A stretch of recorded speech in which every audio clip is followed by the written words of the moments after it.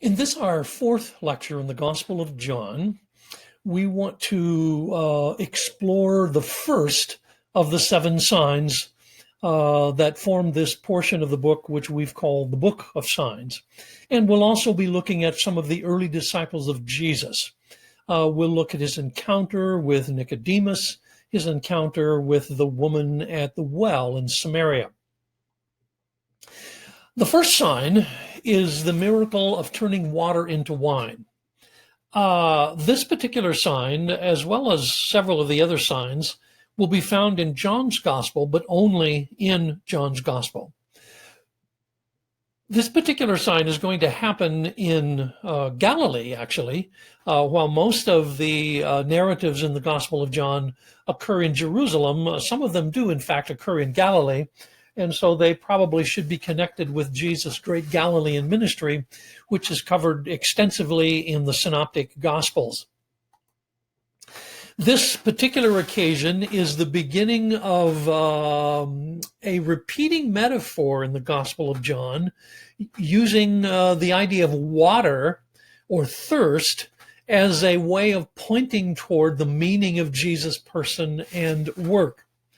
In this particular case, the water that is going to be turned into wine symbolizes the actual quenching of thirst for people who are spiritually thirsty.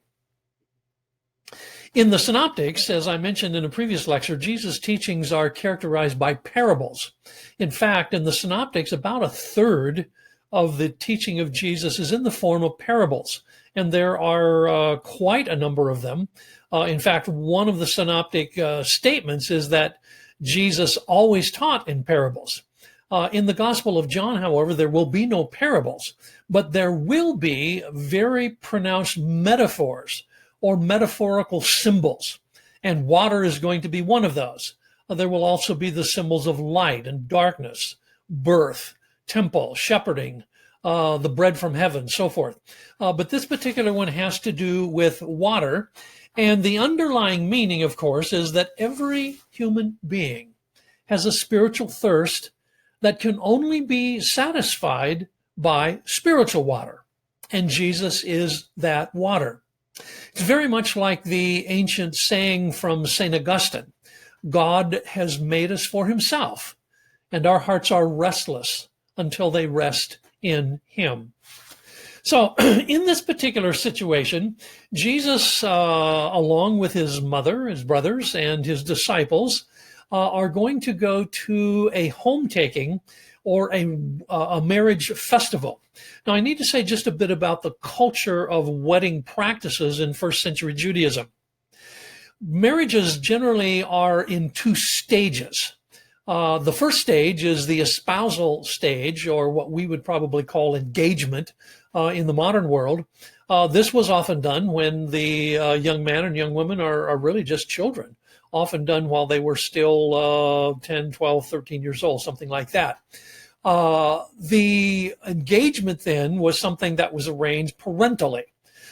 So there wasn't a process of courtship, at least not in the Western sense of the word. But parents arranged for the marriage, and then at what time that the young people came of age where they could actually live together as husband and wife, there would be a marriage festival or a marriage feast. This would be the second stage of marriage. And a wedding festival of this sort would last sometimes as long as 2 or 3 days, sometimes as long as a week, depending upon the resources of the families involved. On this particular occasion, Jesus and his family and his disciples have gone to the village of Cana, which is in Galilee, and they are attending one of these wedding festivals.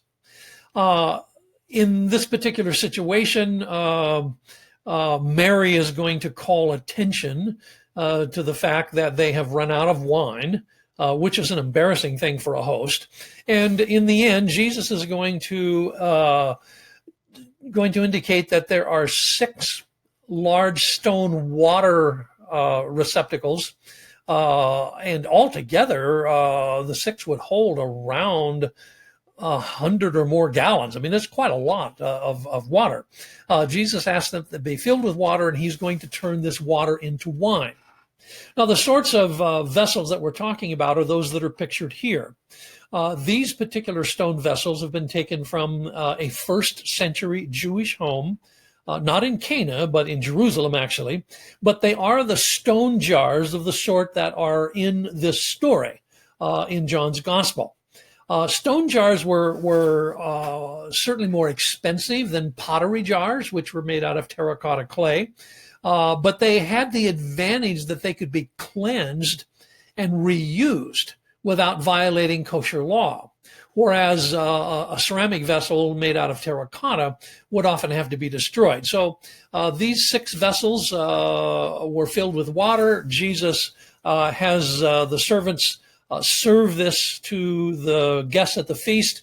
And behold, when they did so, the water had become wine. In fact, not just wine, but the very best of wine. So much so that the question was asked, why did they save the best wine until last? Usually you want to serve your guests the best wine first, and then once their palate has been sort of exhausted with the events of the evening, then you can serve the less expensive wine. Now, the meaning of this first sign is important because just as Jesus held the solution to the thirst of the wedding guests on this particular social occasion, so he also held the answer to the human thirst to know God. And the wine that Jesus gives is better than the best wine elsewhere. So Jesus' mission here is to reveal the glory of God. In fact, this is what, of course, it says in the prologue. We saw his glory. And in this miracle, he shows his disciples his glory. And this, in turn, is the first catalyst toward their faith in Jesus. So when you get to near the end of the story, it is going to say that the disciples saw this sign where Jesus manifested his glory, and they stayed there for a few days.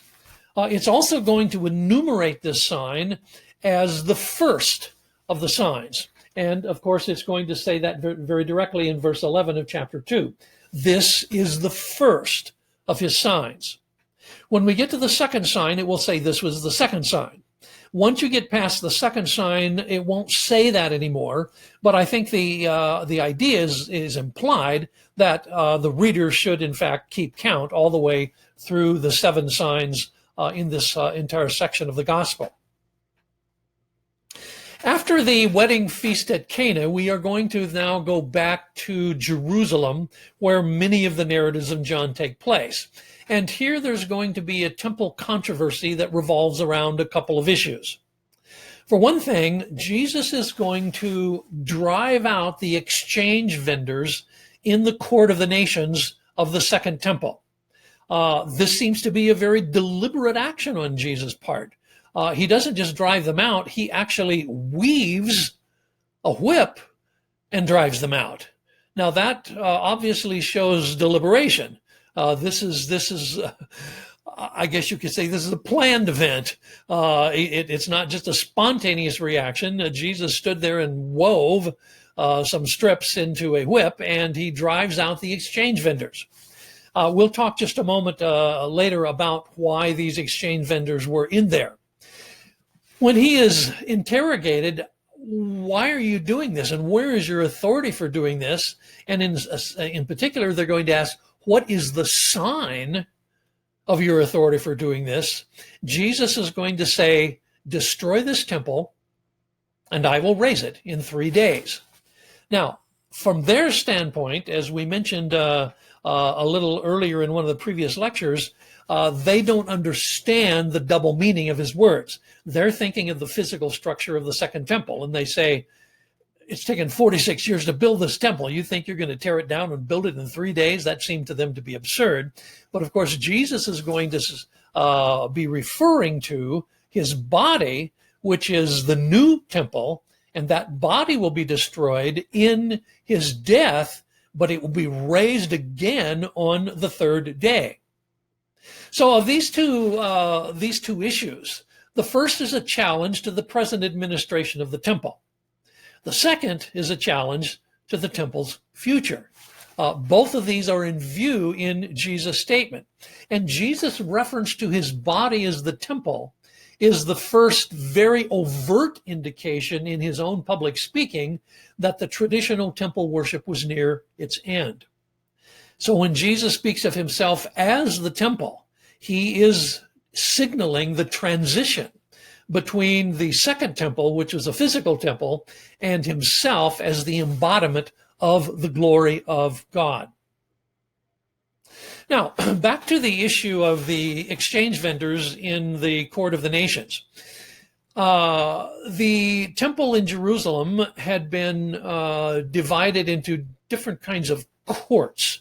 I'll actually show you a picture of the courtyard itself, at least the modern courtyard, in just a moment. But the outermost court is called the Court of the Nations. And pretty much anybody could go in there. You could go in there if you were a Roman or a Greek or something like that. But there were barriers beyond which you could not go. You could not go into the court of the men, for instance, or the court of the women. The interior courts actually were posted with placards that basically said, "Keep out," on the threat of death. However, in the Court of the Nations, the temple authorities had set up what amounts to a bureau de change, really, a place to exchange coinage or money. General Roman coinage, such as this denarius that you see here in this picture, has the impress of the emperor on it. And that was offensive to the temple authorities because it seemed to be a violation of the commandments that says do not create a graven image. So Roman coins and other kinds of coinage had to be exchanged for temple coinage. And the coinage that the temple used were Tyrian shekels. So if you're going to come to the temple and offer a sacrifice or buy a sacrificial animal, you had to do that with temple money. Well, the exchange, of course, meant that the temple authorities are going to gain something by the exchange. This wasn't done freely. There was a charge for this. And so essentially they've made the Court of the Nations into kind of a market. There are sacrificial animals, there are booths where people are changing coinage. And the downside of this was that the Court of the Nations was the only place where a non-Jew could come to the temple precincts and pray. But it's pretty hard to pray in the middle of a market with all of the hubbub going on. And of course, Jesus finds this quite offensive. And so he drives them out. This is the Temple Mount. And I'd like you to follow my cursor. As you can see on the Temple Mount today, there is the Muslim shrine called Al-Aqsa, or the Dome of the Rock. That's been there for several hundred years, actually. And this is the approximate place where the Second Temple stood. Now, there are differing opinions among archaeologists and scholars about exactly how the temple was placed on the top of this mountain. Everybody agrees that it faced east, but other than that, there is quite a bit of disagreement over exactly where it was placed. Because, of course, this is now a Muslim shrine, this is not a place you can go digging around without the threat of your own life. So we don't know precisely where the temple was located, other than that it is generally in the area where the Dome of the Rock is today. Now, this square that you see here is approximately the top of the Temple Mount that was probably used all the way back in the time of Ezra and Nehemiah and Zerubbabel, when the Second Temple was first built. After the Jews came back from Babylon, they rebuilt the temple, and you can read about the details of that, particularly in the book of Ezra. However, when you get nearer the time of Jesus, with the kingship of Herod the Great, Herod designed a whole new enlargement of the Temple Mount. And so you see this large square, if you follow my cursor, the large square, and down this side, then across on the south side, and then on the western side, you'll find that there are huge retaining walls. And then the inside area is filled with slag, so that there was a huge flat area on top of the Temple Mount. And this is what would have been in existence in the time of Jesus. This area out here where my cursor is would be where the court of the nations were.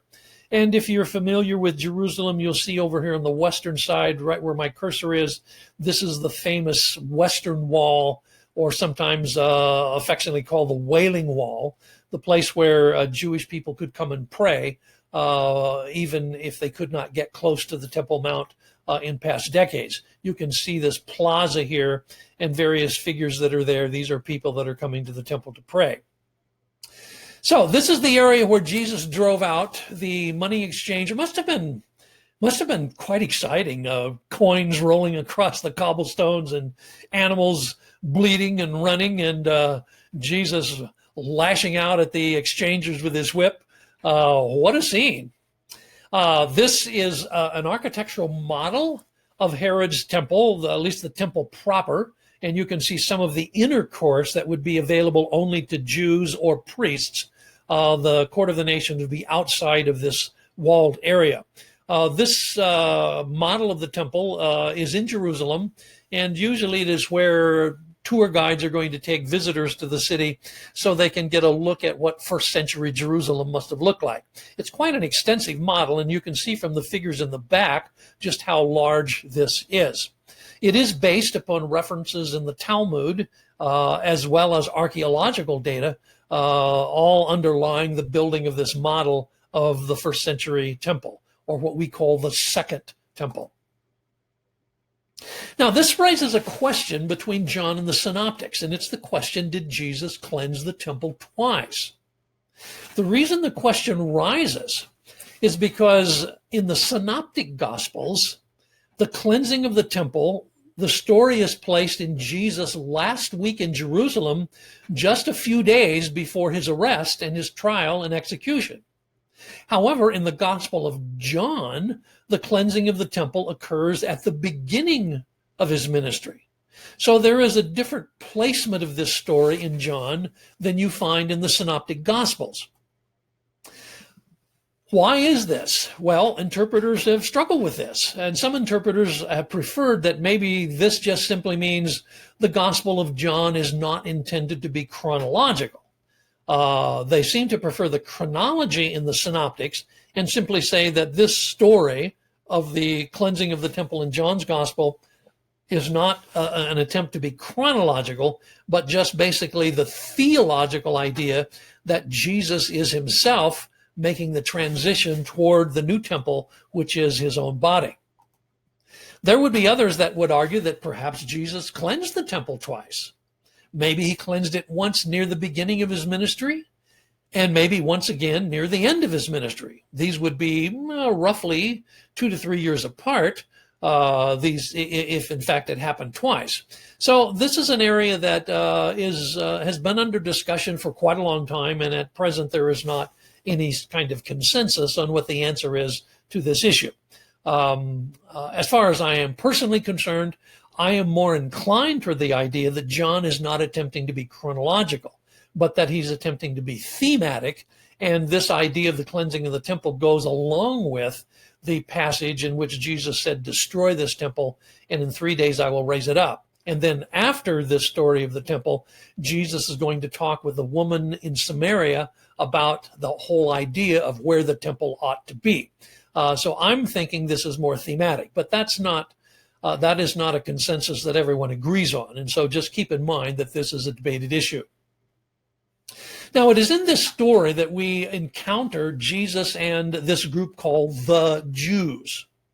Of course, it must be remembered that Jesus was himself a Jew, all of his apostles were Jews, and all of his disciples were Jews. So when the Gospel of John refers to the Jews, it is not referring to the Jewish race as a whole, but probably it is referring to the Jewish leaders, members of the Sanhedrin, something like that. But one thing for certain, John uses the term the Jews many times in his gospel. I think I mentioned in a previous lecture that this in the Greek text appears 71 times in John's gospel. By comparison, only 5 times in Matthew, 5 times in Luke, and 7 times in Mark. So John is going to use this language of the Jews far more extensively than any of the other Gospels. The temple controversy is the first of many confrontations that Jesus will have between this group called the Jews. And as I say, this could hardly refer to all Jews, however. There have been some attempts to regard the fourth gospel as anti-Semitic because of this frequent reference to the Jews, and often the term the Jews is used in a rather negative way. However, that does not seem to be the case, since Jesus himself was Jewish, his disciples were Jewish.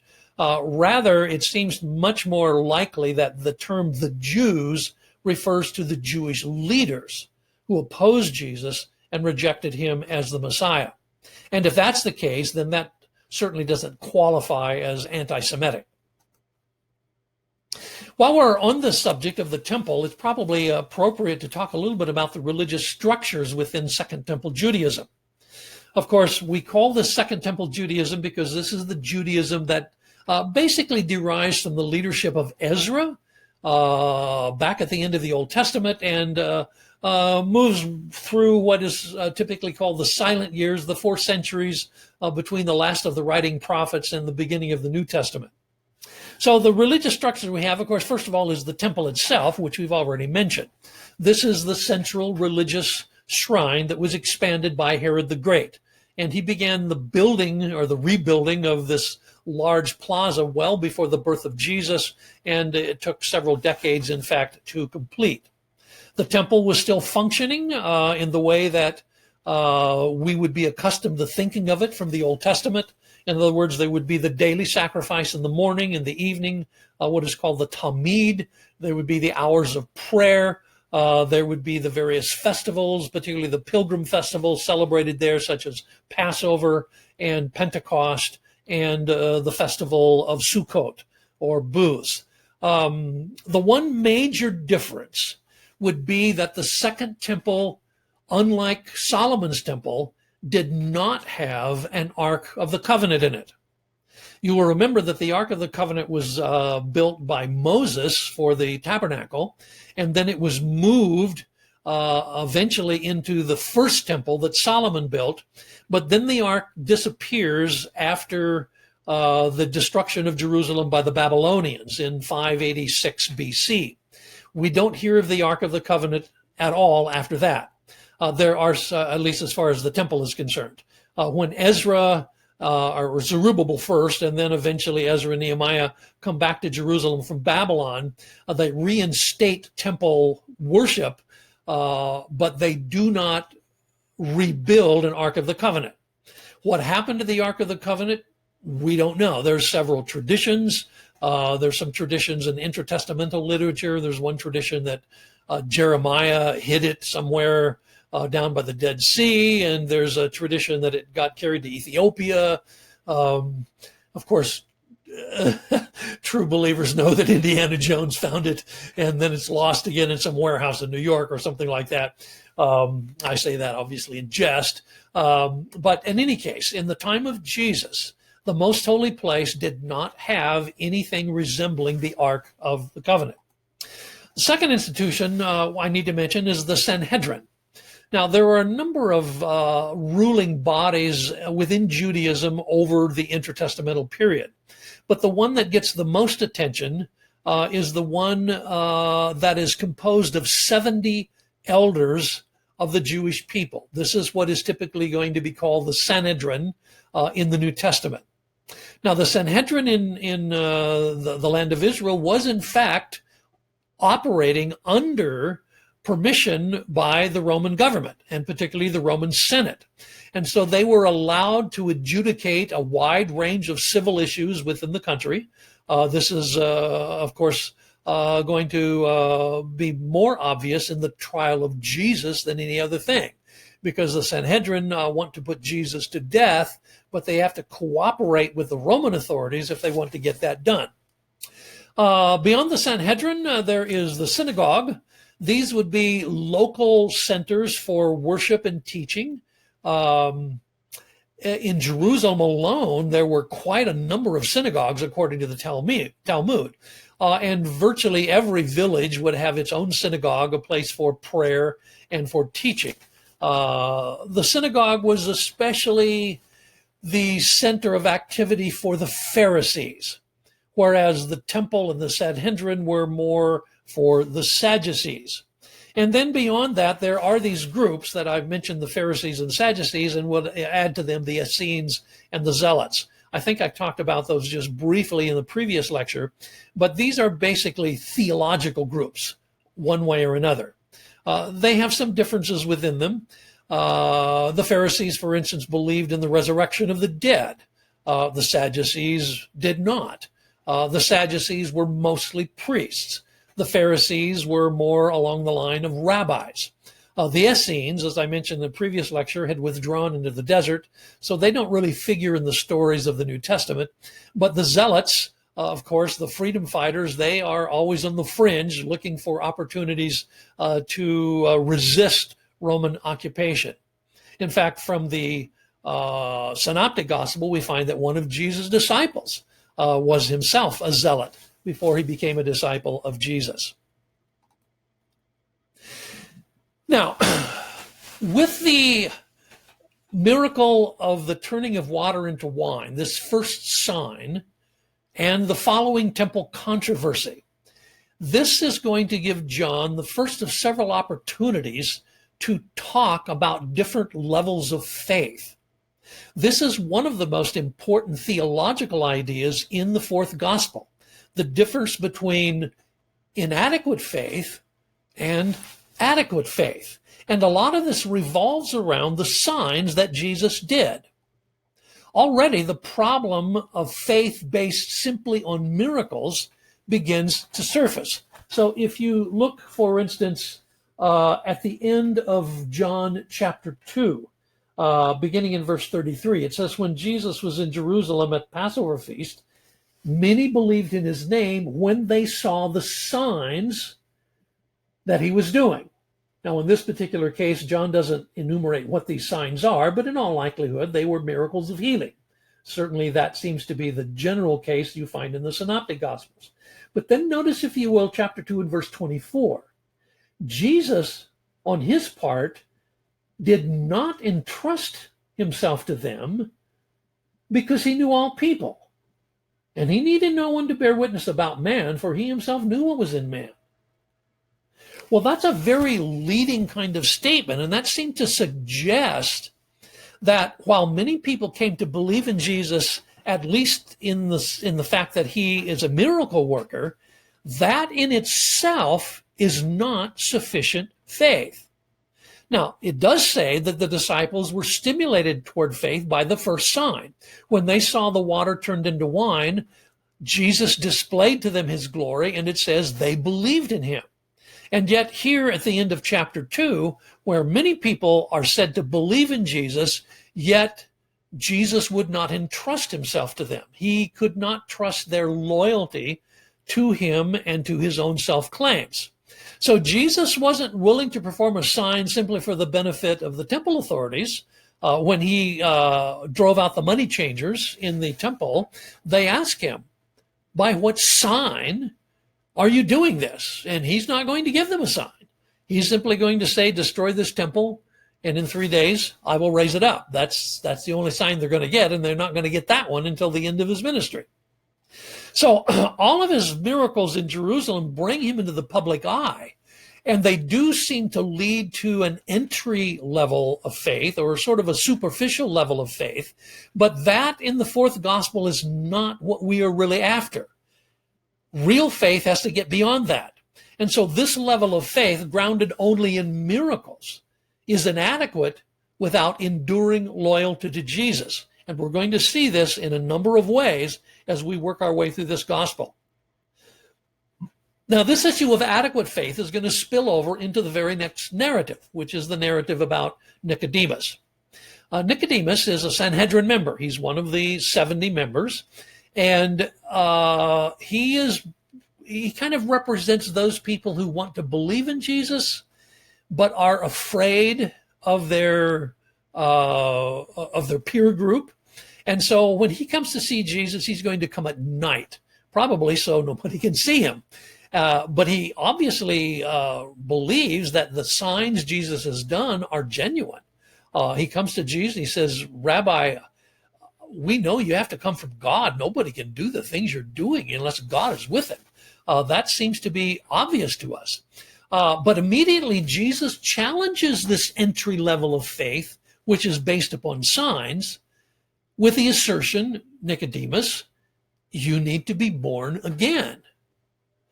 Well, that was one of those double meaning statements. What does that mean to be born again? Nicodemus says, how can I be born again? Can I enter the second time into my mother's womb and be born? Of course, Jesus has a spiritual meaning in the statement. And Jesus seems to imply by this that Nicodemus' Jewishness is not sufficient in and of itself.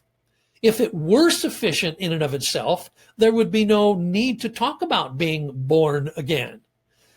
But in this case, it's not nearly enough to acknowledge Jesus as a prophet. It's not nearly enough to acknowledge Jesus as a miracle worker. You need to have a spiritual transformation if you're going to be a true child of God. And so spiritual birth is necessary even for a member of the Jewish ruling council. Well, that probably was a bit of a shock to Nicodemus. He probably thought he basically had his ticket punched already. But now Jesus is saying you need to be born again. And the only adequate level of faith is to accept Jesus as the one who came from heaven and the one who would be lifted up on the cross. It's in this context, of course, that we find the very famous passage that has probably become, at least arguably, the most familiar passage in the whole New Testament, that God so loved the world that he gave his one and only Son, that whoever would believe in him would not perish but have eternal life. This is the kind of faith that the fourth gospel is calling for. Believing in Jesus, not simply believing that he's a miracle worker, but believing in him and who he claims to be. And ultimately, that is going to have to do with him being lifted up on the cross. So the issue of adequate faith isn't just merely an intellectual proposition. It's not enough for Nicodemus to simply say, we know you are a teacher from God. It's got to be more than that. The faith that is necessary is to understand Jesus as the Savior of the world, the Savior from sin and condemnation, as well as the one who can give eternal life. Now, Jesus is going to say, I did not come into the world, the Son did not come into the world to condemn the world. The world was already condemned, but rather that there could be eternal life as the gift of God. So the coming of Jesus into the world is the appearance of light. And once again, we have this double meaning of light, not simply physical light, but moral light. Jesus is the true light that is now shining in the midst of moral darkness. The tragedy, of course, is that people love darkness rather than light because their deeds were evil. But the light is shining in the midst of moral darkness.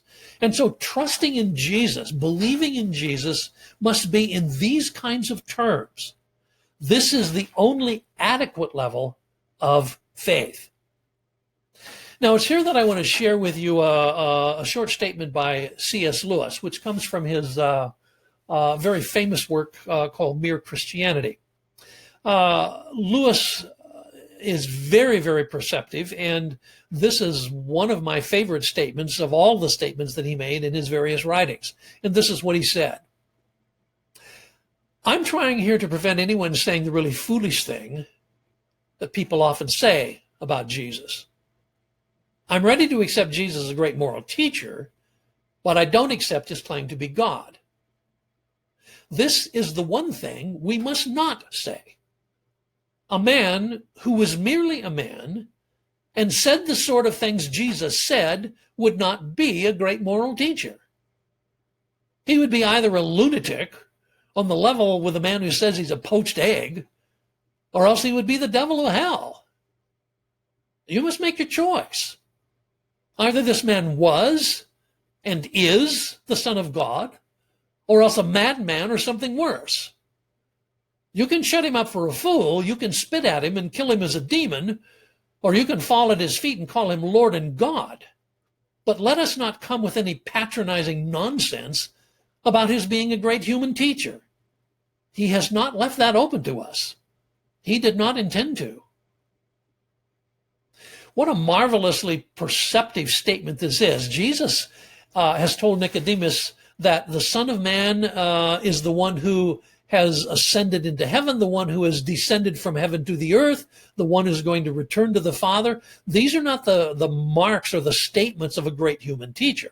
These are the marks of someone who is claiming to be God. And either he is or isn't. And you must make your choice. So following this, at the near the end of chapter 3, we have a section in which there is the description of the relationship between Jesus and John the Baptist. Now, the role of John the Baptist in the fourth gospel again and again is going to point to the superiority of Jesus. This was true in the prologue. John was not the light. He came to bear witness to the light, which was the true light that lights every man who comes into the world.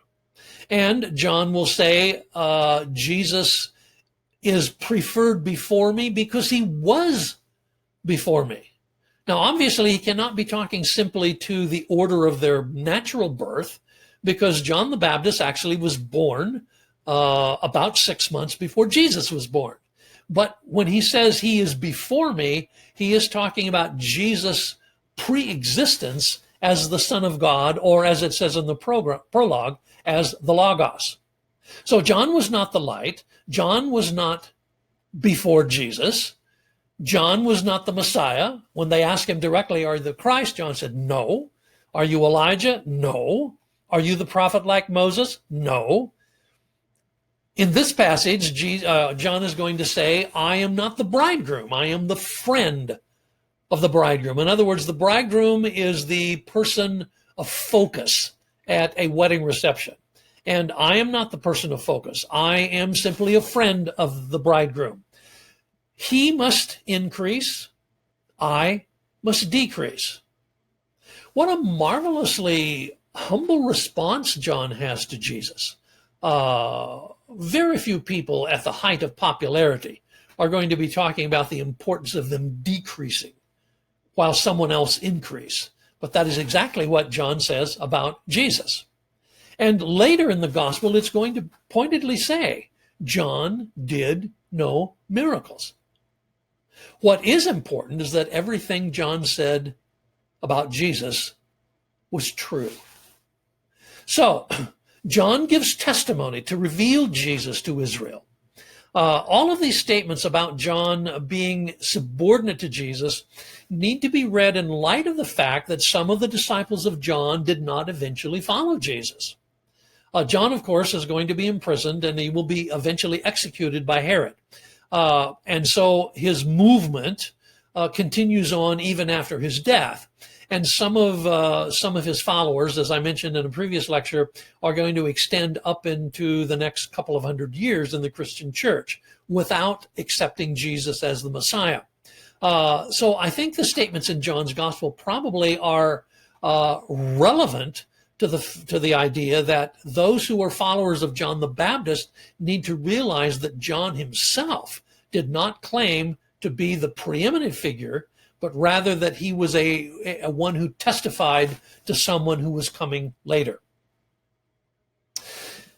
Now Jesus is going to take a trip from Jerusalem northward to Galilee, but he's going to go through Samaria. In fact, the statement that's made in the Gospel of John is that he needed to go through Samaria. And in this trip through Samaria, he's going to have a direct contact with a Samaritan woman who had come to draw water from what is called Jacob's well. Well, this is highly irregular. First of all, she was a woman, and a man and a woman would avoid speaking to each other, particularly if they were not accompanied by someone else. So that was would breach a protocol. That she was a Samaritan made it even more of a problem because Samaritans were considered to be unclean by the Jews. And so Jesus' conversation with a Samaritan woman really was an issue, particularly when he asked her for a drink. Now, in first century Jewish circles, defilement was transferred by secondary contact. So if this woman who was a Samaritan was considered to be unclean, anything she touched was also to be unclean, and that would include whatever receptacle she would have drawn water and poured it in. And if Jesus drank that water, that would make him unclean. And she was bold enough in this case to actually voice a theological opinion.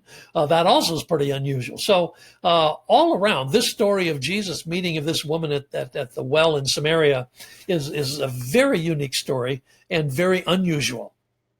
The rabbis considered Samaritan women particularly unclean, ceremonially unclean from birth. So even if Jesus touched her water jar, that would have been a defilement by secondary contact. It's in this discussion with this woman that Jesus is going to talk about living water. I mentioned in a previous lecture that the term living water is a colloquial expression for running water. But of course, it can also mean life-giving water. And this is one of those double meanings that I talked about earlier, which run throughout John's gospel. Now, in this conversation, the woman gets into this theological discussion with Jesus about where the temple is supposed to be. This was a long-standing debate between Jews and Samaritans, and I'll say more about that in a moment. But in this conversation, Jesus is going to obviously know more about this woman than she was comfortable with. At one point, Jesus says to her, "You should go call your husband." And she says, "Well, I have no husband." And Jesus said, "You've had 5 men, and the one you have now, and he's not your husband." So she doesn't really know what to say. Eventually, she's going to go back to the village and say, come see a man who told me everything I ever did. Probably there'd be some men in her village that were not very comfortable with anybody knowing what she ever did either. In any case, she seems willing to recognize Jesus as a prophet, and that is significant because the Samaritans believed there would be no prophets between Moses and the final prophet like Moses who would come in the end of time. So her willingness to recognize Jesus as a prophet is probably a way of her recognizing him as the Tahib, which is the Samaritan word comparable to Messiah. In any case, Jesus is going through Samaria. So he's going to go from Jerusalem to Samaria, not by the usual route. Jews generally did not pass through Samaria to get from Jerusalem to Galilee. Rather, they started at Jerusalem. They would go down to the Jordan River near Jericho. They would ford the river at Jericho. They would go up the east side of the river through Perea, which was Jewish settlement. And then somewhere down near south of the Dead Sea, they would once again cross over the Jordan River and so get into Galilee. By going in that circuitous route, they would avoid Samaria altogether. Jesus, on the other hand, is going to go right straight through the heart of Samaria, and particularly right straight between the mountains of Mount Ebal and Mount Gerizim. These are the 2 mountains that are mentioned in the book of Deuteronomy and the book of Joshua, where in the ancient times, the 12 tribes staged themselves, 6 tribes on one slope, 6 tribes on the other slope, and they recited the blessings and the cursings of the covenant across this valley between them. And this is where the woman lives. She is at Sychar, if you can see my cursor there, and what is called the Well of Jacob. These are the 2 mountains we're talking about. And of course, this is obviously a modern picture, but you can see the 2 mountains, Mount Ebal and Mount Gerizim. And it is to the point that the Samaritans argued that Mount Gerizim was where the temple ought to be built. And near the bottom of one of those mountains, in fact, now it stands in the center of the modern city of Nablus, there is the traditional well, which is Jacob's well. It's been there for hundreds and hundreds of years. As I mentioned in this slide here, the well's bottom has been at various depths over the years, ranging from well over 200 feet deep, way back in the 16, some ancient records in the 600s, all the way up to as shallow as 67 feet, which is still pretty deep. Today, the depth of this well is about 125 feet. But the important thing is that this well is fed by an underground spring. And so it yields living water or running water. If you should happen to take a tour of the Holy Land today, you can go to Nablus and you can see this ancient well where Jesus met the woman from Samaria. Now, back to the debate about the temple. The Samaritans had their own version of the Torah, which today we call the Samaritan Pentateuch. And in their version of Deuteronomy, what is particularly unique is it has references in some 19 places that the site of the temple should be Mount Gerizim. In fact, this is included as one of the 10 commandments in the Samaritan Pentateuch's version of Deuteronomy. And one of the 10 commandments commands the building of the temple on Mount Gerizim. Of course, we know from the rest of the Old Testament, the Hebrew Old Testament, particularly from the Psalms, that God chose Mount Zion as the place for the temple. David purchased it as the mountaintop, which originally was used as a threshing floor for a Jebusite. And David purchased that, and Solomon will eventually build the temple on that site. And in the Psalms, it's going to say that Yahweh chose Mount Zion. But the Samaritans rejected all of that. They said that their Torah, their Samaritan Pentateuch, says that the temple should be built on Mount Gerizim. So when Jesus is in conversation with the Samaritan woman, they get into a discussion about this.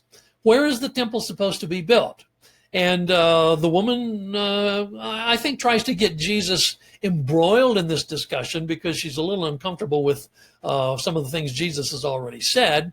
And she said, well, our fathers, we worshipped on this mountain, and probably gestures behind her to Mount Gerizim. And you Jews think you should be worshiping down in Jerusalem. Sort of, what do you think? Jesus' answer must have been a total surprise. His answer is, that's all passé now. The time is coming, and in fact has now come, when the true worshipers of the Father are not going to worship the Father on either that mountain or this mountain. The whole idea of the placement of the temple and what is the correct geographical identity, that's all beside the point now, because we have entered into a new era. And in the new era, the true worshipers of the Father will worship him in spirit and in truth. Now, obviously, this discussion ties in with the previous discussions about Jesus as the new temple. And Jesus now becomes the locus of worship. It's probably also to the point that the Jews, about 100 years or so earlier, had destroyed the Samaritan temple in the 2nd century BC. Well, that doesn't leave a lot of good feelings. It's one reason there was such animosity between Samaritans and Jews. And in retaliation, the Samaritans slipped down during a Passover one year, and they scattered some human bones in the sanctuary in Jerusalem. And of course, that was the desecration. So there wasn't a lot of love lost between Samaritans and Jews. But Jesus says, we're past that now. That question is no longer relevant. True worshipers are going to worship the Father in spirit and in truth. And so even though there was no Samaritan temple on Mount Gerizim, the debate was still going on between Samaritans and Jews. But Jesus is effectively saying that debate is now over.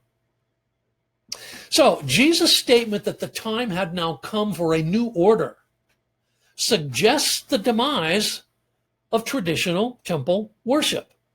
True worship no longer is to be linked either to Mount Zion or to Mount Gerizim.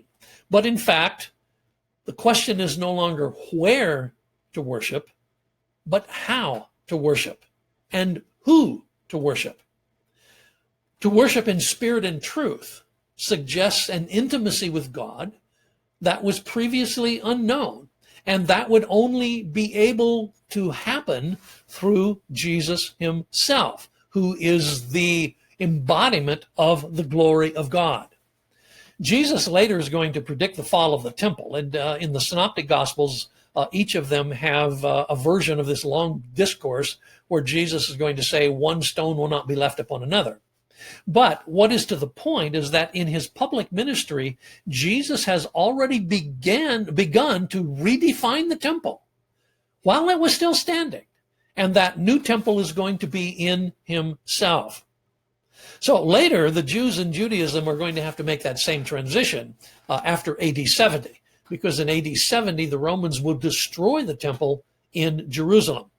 Jesus and his disciples are beginning to make that transition while Jesus is still ministering. The Jews would have to make that later when the temple was no longer standing. So these are the early stories in the fourth gospel of Jesus, the story of the first of the signs that he performs, and in particular, the story of Jesus' encounter with a Sanhedrin member by the name of Nicodemus and a Samaritan woman at Sychar. Many years later, Christians are going to take the gospel to Samaritans. The one who is the initiator of that will be Philip in the book of Acts. And it is almost to be assumed that the ministry of Jesus to this woman and to these Samaritans at this early point is sort of preparing the way for what later would become a mission of the Christian church. So that concludes our fourth lecture. And in our fifth lecture, we will be taking up some of the subsequent signs that Jesus performed.